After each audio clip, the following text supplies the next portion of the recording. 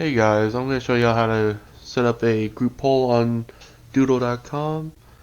Once you make an account, it's going to bring you to the dashboard. Once you get to the dashboard, you can just go ahead and press create poll. Once it loads up, you just put the occasion. So let's just say UL basketball game. Oops. Location. Cajun Dome.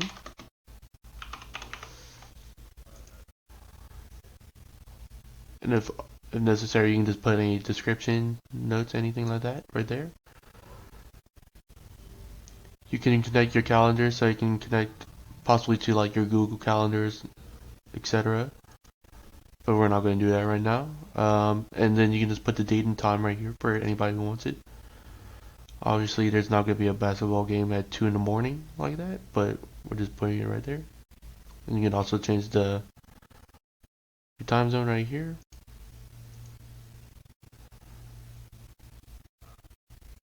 And if anything doesn't fit your participants or anything like that, you can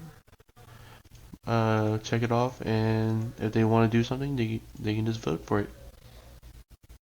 And done. That's how you set up a Doodle poll, and anybody that you want to add to this poll, you can just send them the link or send it to their email with a description, and then they can join it and put a vote in. Yep.